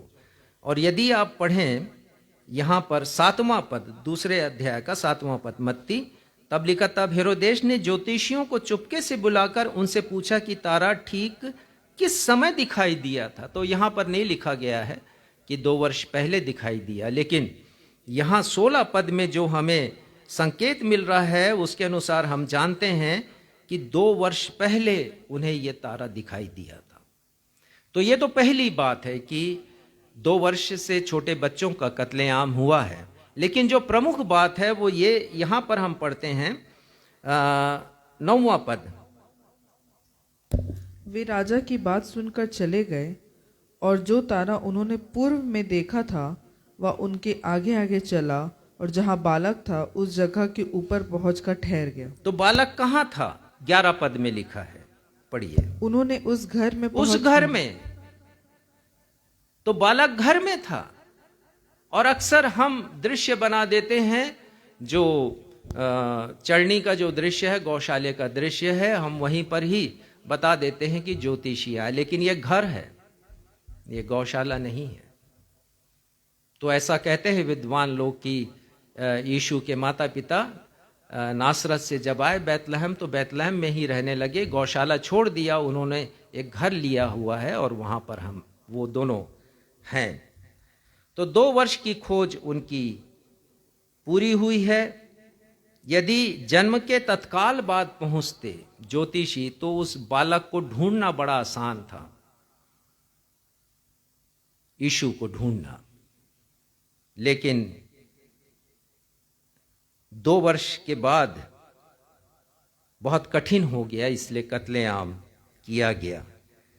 10वें पद में लिखा है कि ज्योतिषियों की खोज पूरी हुई है और वो अति आनंदित हुए हैं। ज्योतिषी आनंदित हुए हैं, अति आनंदित हुए हैं जब खोज पूरी हुई है।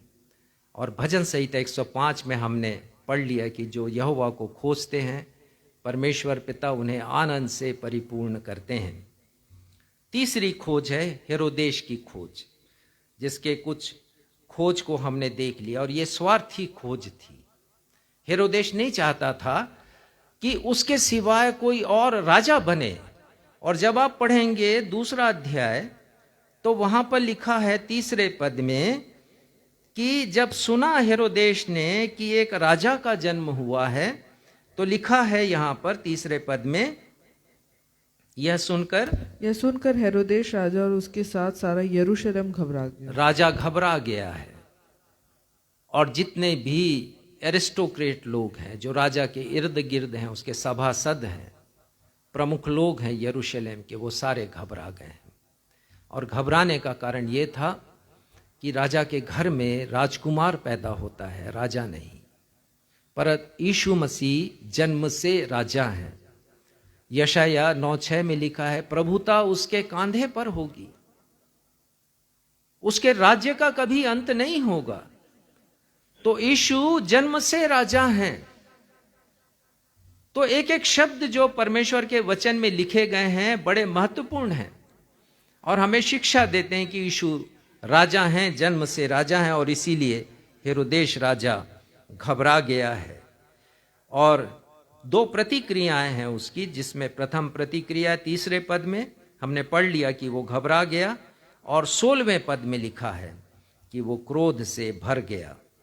और क्रोधित होने का कारण ये है कि ज्योतिषियों से उसने कहा था कि जब तुम्हें मिल जाए तो मुझे बताना, ताकि मैं भी जाकर प्रणाम कर सकूं। लेकिन ज्योतिषियों को परमेश्वर पिता ने एक दर्शन दिया है और दर्शन देकर उन्हें मना किया है कि उस मार्ग से वापस नहीं लौटना जो यरूशलेम में राजा के महल से होकर जाता है। और दूसरे मार्ग से ये लोग पहुंचे हैं। तो हेरोदेश ने अपने स्वार्थ को खोजा है। और क्या ये सच नहीं है कि हम भी अपने मतलब को खोजते हैं? मुझे कहां खुशी मिल रही है,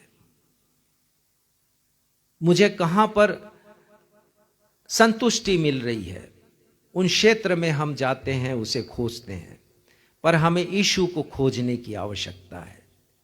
संत पौलुस ने गवाही दी है उसने तिमुथियुस की, और उनके बारे में वो लिखते हैं फिलिपियों 2 अध्याय में तिमुथियुस के विषय में 21वें पद में 20वां पद पहले पढ़ लीजिए। कितनी अच्छी बात उन्होंने तिमुथियुस के विषय में लिखी है, और ये इतनी अच्छी गवाही तिमुथियुस की। और ये गवाही मेरी और आपकी होना चाहिए। देखिए क्या लिखा है, क्योंकि मेरे पास ऐसे स्वभाव का कोई नहीं जो शुद्ध मन से तुम्हारी चिंता करे।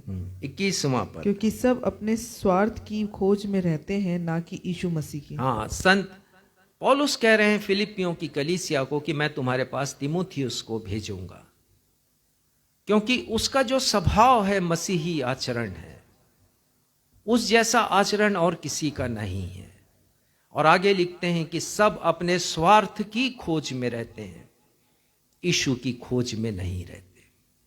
काश हेरोदेस राजा यीशु को उस रूप में खोजता, कत्लेआम करके नहीं, यीशु को दंडवत करके, अपनी भेंटें अर्पित करके पूरा दृश्य बदल जाता। पर उसे तो अपना स्वार्थ चाहिए था, केवल वही राजा बना रहना चाहता था। और जो 3 ज्योतिषियों ने कहा है उससे, वो मामूली बात नहीं थी। पूर्व देश के ये लोग थे, प्रकांड पंडित थे, ये बहुत पहुंचे हुए एस्ट्रोलॉजर थे ये, और उन्होंने पता किया था किसी महान राजा का जन्म हुआ है तो वो उसको नजरअंदाज नहीं कर सकता था हेरोदेश उनकी बातों को, और इसीलिए उसे अपना स्वार्थ नजर आया। कितना अद्भुत है ये जानना कि जब हम यीशु को खोजते हैं तो हम यीशु को पाते हैं।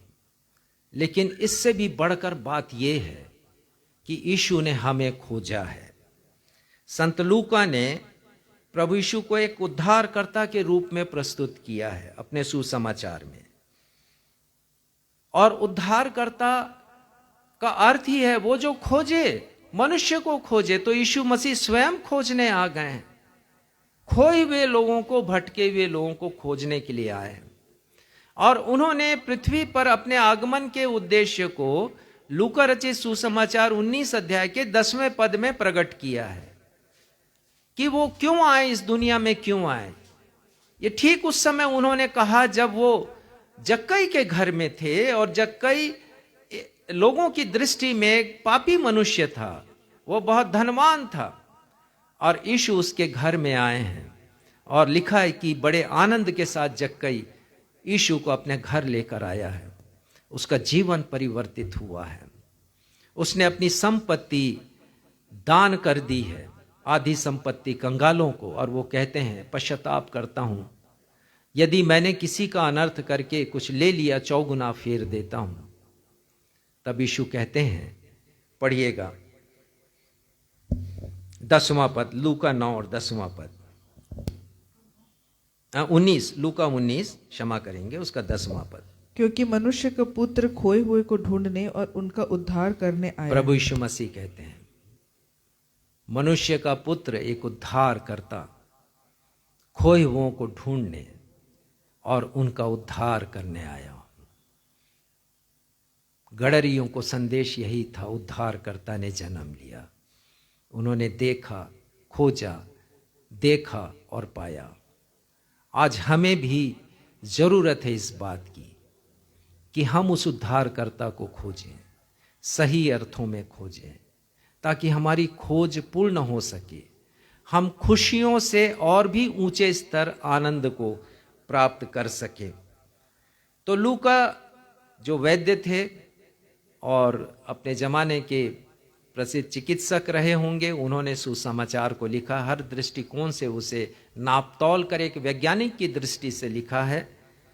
उन्होंने 3 दृष्टांत लिखे हैं लूका रचित सुसमाचार 15वें अध्याय में, कि ये उद्धारकर्ता साधारण नहीं है, वो खोजने आया है। खोई हुई भेड़ का दृष्टांत, जो चरवाहे के प्रयास से, उसकी खोज से उसे मिली है, वो स्वयं यीशु मसीह हम कहते हैं। और फिर एक सिक्का है जो खो गया है, और महिला परिश्रम करके उसे खोजती है। वहां पर भी हम यीशु के रूप को देखते हैं कि यीशु उन्हें खोजने आए जो पाप के संसार में गुम हो गए हैं, खो गए हैं, उन्हें ढूंढने के लिए आए। और फिर हम देखते हैं कि उड़ाव पुत्र का वर्णन संत लूका प्रभु यीशु मसीह के दृष्टांत के द्वारा करते हैं कि कैसे वो स्वयं के प्रयास से आया। तो दो प्रकार से हम यीशु के पास पहुंचते हैं। यीशु स्वयं खोजते हैं, तब बहुत से लोग आते हैं यीशु के पास, और बहुत से लोग स्वयं खोजते हैं यीशु को, जैसे उड़ाव पुत्र आया है पिता के पास, स्वयं के प्रयास से आया है। तो प्रभु यीशु मसीह ने, फिर से आ जाए उसी प्रश्न के ऊपर, यूहन्ना रचित सुसमाचार उसका पहला अध्याय और उसका 38वां पद, प्रभु यीशु मसीह प्रश्न पूछते हैं उन दो व्यक्तियों से जो जिनका नाम अंद्रियास है, पतरस है, तुम किसकी खोज में हो? तो फिर ये क्या कहते हैं, क्या कहते हैं? बहुत अद्भुत वर्णन है। 41 पद पढ़िएगा, यूहन्ना पहले अध्याय का 41। उसने पहले अपने सगे भाई शमौन से मिलकर उससे कहा, हमको क्रिस्त अर्थात मसीह मिल गया। हमको ख्रिस्त मिल गया। ये क्राइस्ट शब्द जो है वो ग्रीक भाषा का शब्द है जिसका अर्थ मसीह होता है। तो हमें मिल गया, हम जो खोज रहे थे वो तो हमें मिल गया है, हमने पा लिया है। तुम किसकी खोज में हो? प्रभु हम तो आपकी ही खोज में थे और आप हमें मिल गए हैं। इतनी अद्भुत गवाही अंद्रियास की है, और वो अपने सगे भाई शमौन से मिले हैं, और उसको शायद पतरस कन्विंस नहीं हो रहा होगा, परंतु अंद्रियास ने उसको कन्विंस किया है, उसे मनाया है और कहा है कि हमको क्रिस्तुस अर्थात मसीह मिल गया है। 45 पद को भी पढ़िएगा, 45, यूहन्ना पहला अध्याय 45 पद। फिलिप्पुस नतनेल से मिला और उससे कहा, जिसका वर्णन मूसा ने व्यवस्था में और भविष्यवक्ताओं ने किया है वह हमको मिल गया। हाँ, प्रमाण सहित वो कह रहे हैं, और जो कह रहे हैं उनका नाम फिलिप्पुस है, और नतनएल से कह रहे हैं जिसने ये कहा कि क्या नासरत से भी कोई अच्छी वस्तु निकल सकती है, जिसने शक किया था। हमारे पास दूसरों को बताने के लिए कितने अवसर हैं। फिलिप्पुस ने धर्मशास्त्र का सहारा लिया है। आज इस दुनिया में बहुत से लोग यीशु को खोज रहे हैं। क्या हम बताएंगे कि हम जानते हैं यीशु को, या यीशु हमारे लिए उस चरणी के बालक के समान है कि हम तो बड़े हो गए लेकिन ज्ञान हमारा यीशु का उतना ही है? यहां लिखा है कि जिसका वर्णन मूसा ने व्यवस्था में और भविष्यद्वक्ताओं ने किया वो हमको मिल गया। क्या यीशु को खोजा है हमने, या सांसारिक खुशियों में ही लगे रहे, डूबे रहे और वक्त बर्बाद किया है हमने? जो समाचार दिया गया, सुसमाचार, स्वर्गदूत ने कहा वो तुम सब के लिए होगा। गॉस्पल इज फॉर ऑल, ये सुसमाचार सबके लिए। लेकिन कितनों को बताते हैं? नतनएल ने, फिलिप्पुस ने नतनएल को बतलाया है, नथानिएल को। इस क्रिसमस पर हमने क्या यीशु को खोजा है? एक पद निकालिएगा, नीति वचन 8 उसका 17वां पद। नीति वचन 8 उसका 17वां पद, और यहां पर बुद्धिमान राजा सुलेमान लिखते हैं, नीति वचन 8:17 पढ़िएगा। जो मुझसे प्रेम रखते हैं उनसे मैं भी प्रेम रखती हूँ, और जो मुझ को यत्न से तड़के उठकर खोजते हैं वे मुझे पाते हैं। हाँ, यहाँ पर बुद्धि का वर्णन है, और बुद्धि कोई नहीं, यीशु मसीह है। और वो कहते जो मुझे यत्न से खोजते हैं मैं उनको मिलती हूं। तो हम यत्न किस बात का कर रहे हैं? क्या खोज रहे हैं? किस बात को खोजने के लिए हम यत्न कर रहे हैं? किस बात को खोजने के लिए प्रयत्न कर रहे हैं? क्या यीशु को खोजने के लिए किया है? हमें यीशु को खोजना है। बहुत अच्छे अच्छे संदर्भ हैं जब लोगों ने परमेश्वर को खोजा है। आज का एक पाठ दूसरा इतिहास 20वें अध्याय से हमने पढ़ा। यहां यहोशापात के विषय में पढ़ते हैं कि 3 देशों की लाखों की सेना ने यहोशापात राजा के महल को घेर लिया, यरूशलेम को घेर लिया है। और जैसे ही भेदिए आकर समाचार देते हैं यहोशापात को कि 3 देशों की सेना आक्रमण करने वाली है, लिखा यहोशापात डर गया। 3रे पद में लिखा है वो डर गया। बहुत स्वाभाविक था डरना, क्योंकि उसके पास उतनी बड़ी सेना नहीं, उसके पास इतने युद्ध शस्त्रास्त्र नहीं है, युद्ध के अस्त्र नहीं है, वो डर गया है। लेकिन एक बहुत अच्छी बात लिखी उसके बारे में, 3 पद पढ़िएगा। तब यहोशापात डर गया और यहोवा की खोज में लग वो गया। यहोवा की खोज में लग गया। इतने कठिन समय में, जब उसके स्वयं के प्राण का खतरा है, क्योंकि राजा को ही मारा जाता था, गिरफ्तार किया जाता था राजा को, तो ऐसे समय में जब वो डर गया है, वो परमेश्वर को खोज रहा है। और लिखा है, जब लोगों ने देखा कि वो परमेश्वर को खोज रहा है, तो लोग आ गए, उसको मॉरल सपोर्ट देने के लिए आ गए। और फिर हम देखते हैं कैसे उसको विजय मिलती है। यदि आप पूरा अध्याय पढ़ें, 20वां अध्याय, आपको पता चलेगा, खूबसूरत अध्याय। एक और व्यक्ति का जीवन मुझे बहुत प्रभावित करता है, जिसने परमेश्वर को खोजा है और जिसका वर्णन दूसरा इतिहास 34 चैप्टर में हमें पढ़ने मिलता है, दूसरा इतिहास 34। और यहाँ हम पढ़ते हैं योशिय्याह के बारे में, और खूबसूरत वर्णन है उसका। और लिखा है कि योशिय्याह राज्य करने लगा, तब वह 8 वर्ष का था। 8 वर्ष की छोटी उम्र में, बाल्य अवस्था में, वो यहूदा देश के सिंहासन पर आसीन हुआ है अपने पिता के मर जाने के बाद। 8 वर्ष की अवस्था में, जब वो बालक ही है। और उसके विषय में लिखा है, 3 पद पढ़िएगा, दूसरा इतिहास 34 अध्याय का 3 पद। वह लड़का ही था, अर्थात उसको गद्दी पर बैठे 8 वर्ष पूरे भी ना हुए थे। अर्थात 16 वर्ष का भी नहीं हुआ था। तब उसने क्या किया, पढ़िए। कि अपने मूल पुरुष दाऊद के परमेश्वर की खोज करने वो लगा। परमेश्वर की खोज करने लगा है।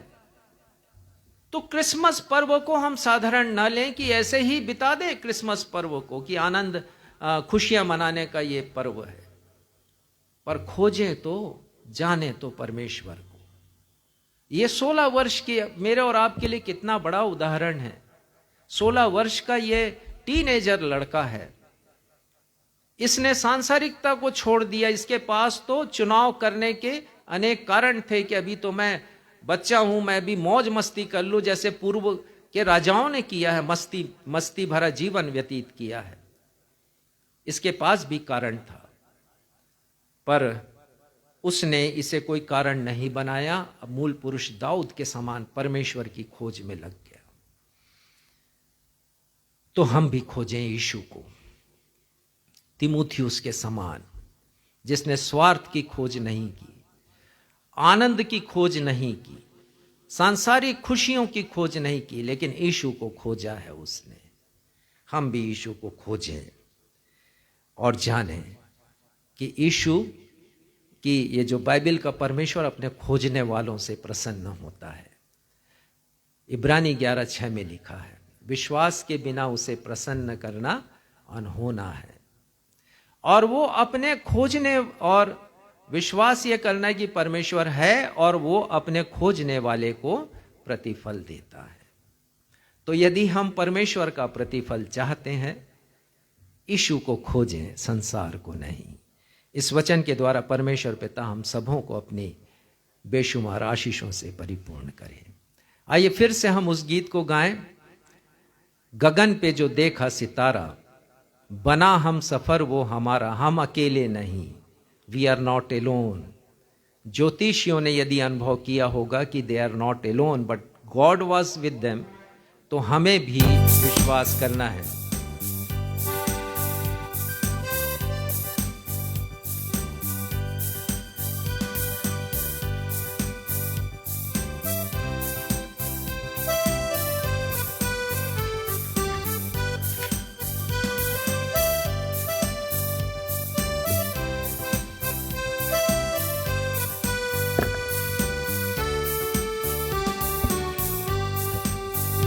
ज्योतिषी उसके दर्शन को आए, साथ अपनी वो भेंटें भी लाए। ज्योतिषी उसके दर्शन को आए, साथ अपनी वो भेंटें भी लाए। धन्य हो प्रभु की महिमा, धन्य हो प्रभु की महिमा। सबने दिल से ये मिलके पुकारा, गगन पे जो देखा सितारा, बना हम सफर वो हमारा। हम अकेले नहीं, हम अकेले नहीं, मिला है खुदा से सहारा, गगन पे जो देखा सितारा।